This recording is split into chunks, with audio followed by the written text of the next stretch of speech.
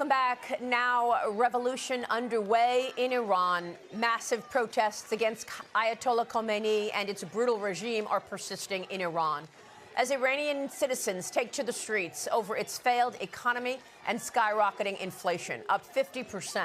Food prices surging more than 70%. Big trouble. It looks to me that the people are taking over certain cities that nobody thought were really possible. I've made the statement very strongly that if they start killing people like they have in the past, we will get involved. We'll be hitting them very hard where it hurts. As protesters ramped up on Thursday, the Ayatollah dug in by cutting all internet service and international calls inside the country. The internet has been out for 60 hours so far, with Iranian officials also trying to jam up Elon Musk's Skylink to further isolate the country. As protesters have heeded the call from my next guest, the exiled Crown Prince of Iran, His Royal Highness Reza Pahlavi, called on the people to mobilize and take to the streets against the authoritarian government. Demonstrators calling for Pahlavi to return and to lead Iran. Pahlavi's father, Mohammad Reza Pahlavi, was Shah of Iran from 1941 until 1979, overseeing key modernization initiatives in the country, with close ties to both the United States and to Israel, until the extremists and the terrorists overwhelmed the monarchy, forcing the Shah and his wife, Empress Farah Pahlavi, to flee and the Ayatollah to return from exile. Iran then shifted overnight from a U.S.-allied monarchy to an anti-Western Islamic regime, soon to become the largest state sponsor of terrorism, funding Hezbollah and Hamas, among other groups. President Trump and Secretary of State Marco Rubio posting this weekend on social media that the U.S. stands with the people of Iran, with the president writing this is not the Obama administration when it comes to standing up to the Iranians, Ayatollah and his religious Nazi henchmen, and standing behind the people of Iran protesting for a better life. The president retweeted that tweet from Lindsey Graham, who will be joining me momentarily. To the regime leadership, Graham wrote, "Your brutality against the great people of Iran will not go unchallenged." Join me now in this Sunday Morning Futures exclusive. In the middle of these calls to return to power and free the people is His Royal Highness, the exiled Crown Prince of Iran, Reza Pahlavi. Your Highness, thank you so much for being here this morning. Good morning, Maria. We have seen other times when the people have risen up, but it feels different this time. You called for the people to mobilize for 2 straight nights this week. Does it feel different? Assess for us what is taking place this weekend in Iran. Maria, to put it into perspective, in the last 48 hours, Iranians have suffered more casualties than America did after the 9/11 attack. This is a moment that is defining. Despite being completely cut off from the world, internet shut down, and for a regime that is massacring its own people, this is an opportunity to liberate that nation. Remember, the same thugs that hate America also hate their own people. And this is an opportunity to help a nation that starves for liberty, that starts to be rejoined with the free world, and to have the same relationship that we had with America before this revolution occurred, to liberate ourselves and come back to the fold and contribute to world peace and stability, regionally and beyond. Now, Your Highness, you have called for the opportunity to become the transitional leader. You've said many times with me on this program, you are hoping to be a transitional leader. What is your plan in that transition? What would the first 100 days look like? Because we know that these protests are economic in nature. They are about food and life and democracy second. Maria, I'm a fighter pilot. I've trained all my life for exactly this moment, and people are calling on me to step in and lead this transition.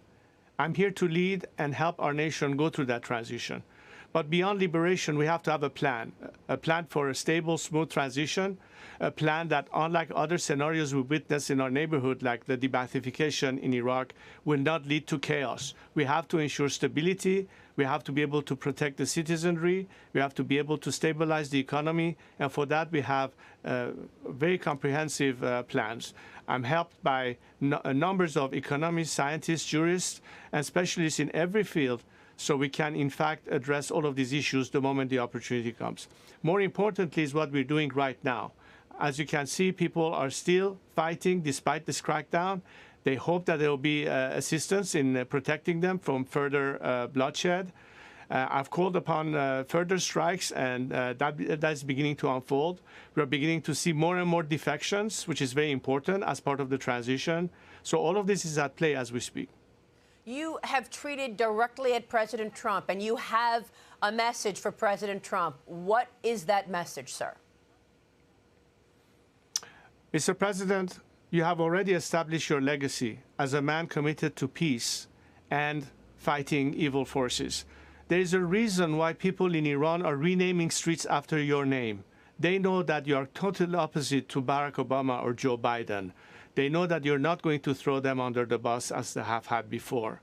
This is why they believe that this time they are empowered by the hope that you have their back. Your words of solidarity with the Iranian people and your administration has had tremendous positive effect. Let's hope that we can permanently seal this legacy by liberating Iran so that we and you can make Iran great again. Let's partner on this and have a better future for our countries and for our people. This is an opportunity that has presented itself. I'm prepared to return to Iran at the first possible opportunity. I'm already planning on that and the transition team.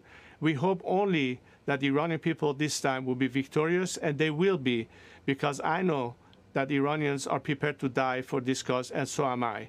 We're doing everything we can, and I think it's not just for us as Iranians, it's for the whole world. Iranians are prepared to sacrifice not just for themselves, but to make sure that all the evil that has been brought by this regime from the time it came to power dissipates, and we can finally breathe in an atmosphere of tranquility, good relationship with our neighbors, with the Israelis, with our Arab neighbors, and the rest of the world. And this will happen because, unlike this regime, this is the commitment of a nation. Are you willing to make the commitment to free and fair elections after the transition, sir? How long are you expecting a transition to take, and what happens then? The most important process in the democratic process is for the people to have the opportunity to have their representative debate all what needs to be debated in a parliamentary process. My job is to lead this transition, to make sure that no stone is left unturned, that in full transparency people have an opportunity to elect their leaders freely and to decide their own future. Under international observation, we will know that this will be fair and fair elections. I am committed to that. That has always been my objective.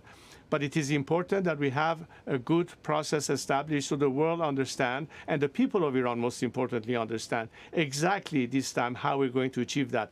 Unlike what happened 47 years ago, where nobody really had a clue what it would mean to have what Khomeini planned for Iran. And by the time they woke up to it, it was too late.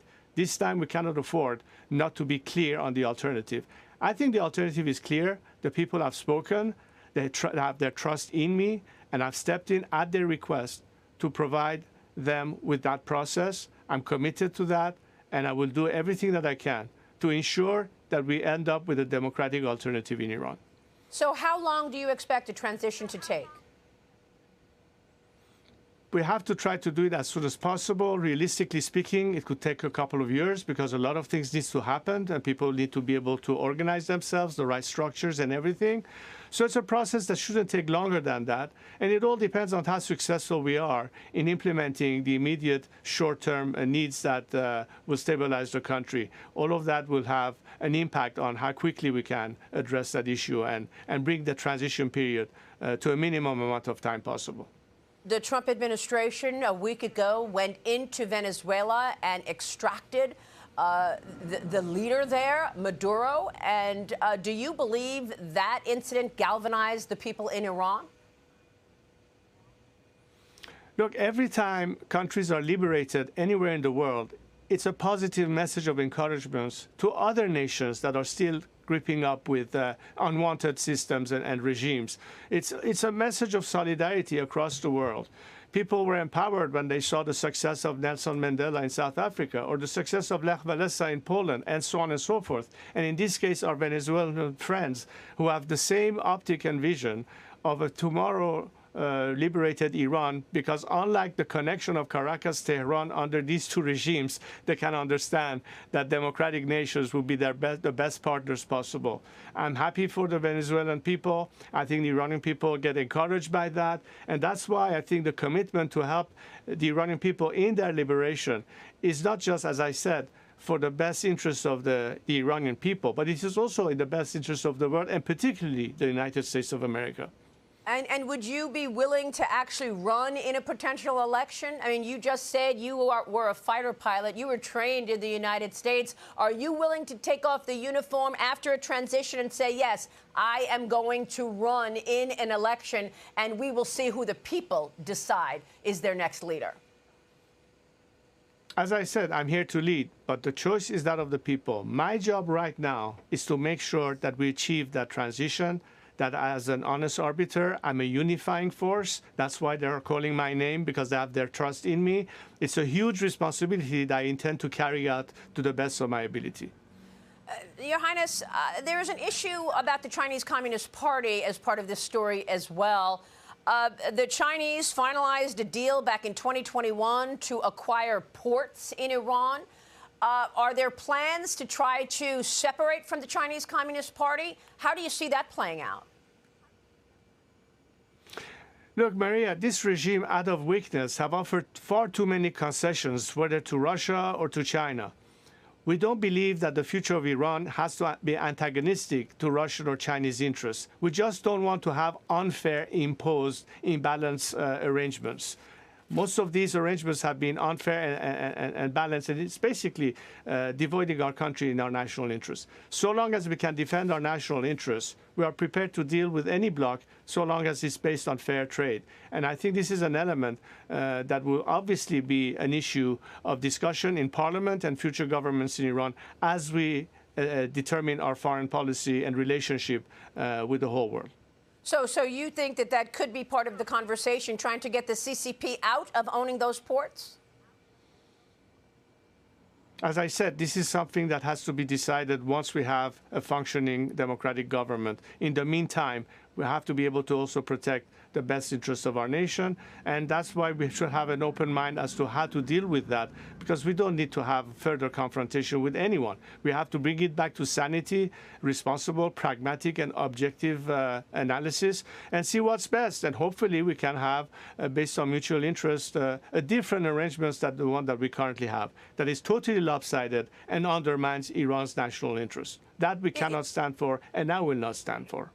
And this story is so enormous to actually think about the idea of potential freedom and a free Iran. I don't see a lot of the international media covering it, like the BBC, for example. What is your take on the media's role here? But look, mainstream media is entirely missing the actual narrative and ask that the people of Iran have. And again, when you have absence of internet and the feedback from Iran, it is very difficult for the world to understand really what's happening. Yeah. I hope that the media ultimately feel responsible in giving fair coverage to the facts on the ground in Iran, rather than to offer some unfounded opinions or biased interpretation of what's happening. But, regardless of whether the media coverage exists or not, we know what we need to do as a nation. But I think the world that has been in awe of the courage and determination of our compatriots have bypassed mainstream media. They do hear from the Iranian people. I just hope that they do their professional job, and this time really we have accurate accounting of what's really happening, and let the people judge on their own, as opposed to push an opinion on people. And Your Highness, before you go, I want to get your take on these threats from the Iranian Khomeini regime saying that they will target U.S. military bases in the Middle East should the Trump administration get involved here. Are you expecting the administration, do you want to see the administration go into Iran and take out Khomeini? And what about the threats that they will hit back at our military installations in the Middle East? Look, the people of Iran have responded and reacted positively to a promise of intervention by the president and his administration, that if the regime turns their gun and continue massacring its own people, that will not remain unanswered. That's the ask on the ground. We need to make sure that this time the Iranian people are successful. That kind of assistance will go a long way in letting the Iranian people prevail in this war that we have against this regime. And we need to cut the snake's head off for good so it can no longer be a threat to Iranian interest, to American interest, to regional interest. And the only solution is to make sure that this regime goes down for good and the Iranian people can liberate themselves, because they are, contrary to this regime, that is a sworn enemy of America. We Iranians are a friend to America. We proved it before, and we'll prove it again. Your Highness, when was the last time you were in Iran? It was July of 1978. So it's been a long time. Your Highness, it's wonderful to have you this morning. But I'll be there soon. Yes, we will be watching. Thank you, sir. Thank you, Mary. Your Royal Highness.